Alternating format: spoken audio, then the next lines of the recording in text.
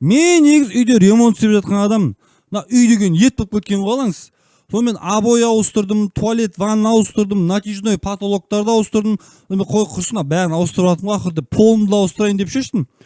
Сонымен не полға не төсеуге болады деп отырмын. Қатын айтты, сен Google қатты қарайтын едің ғой, Google'дан қарасай деді. Сонымен Google'ға кіріп сменить пол деп жазып едім, неше түрлі статьялар шықты.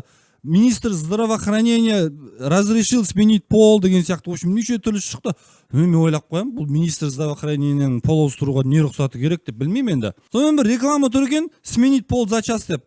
Бірден звондадым анаған. Звондадым да, інім-ау, полымды ауыстырайын дебем. Ойбай аға, мына жасқа келіп не көрдің соншама деді. Мына пол ұнамайды маған, ескіріп кеткен дебем. Енді дұрыс қой аға, возрастпен ол сондай болады ғой деді. Құрсыншы сонымен адресін алып бардым жаңа жерге. Ойбай, ішінде деген майыс бір еркектер отыр, тағалтайып бір қатындар отыр. Мына япыршымайттарға не оған деп қоям. Сөйтіп жан-жағыма қарасам, анда пол сататын жерге ұқсамайды. Бір доктор қатын кірді да, аға сіз екінші операционныйға қарай жүріңіз. Венера, мына ағаны әйелі қылу керек дейді.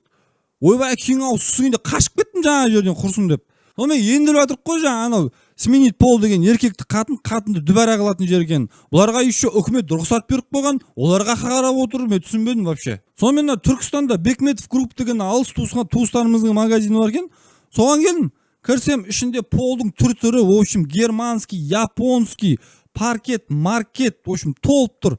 Бағасы да арзан, рассрочка, в общем, любой түрмен ала аласың бар емес пе? Содан алып жатырмын енді Құдай қаласа полды.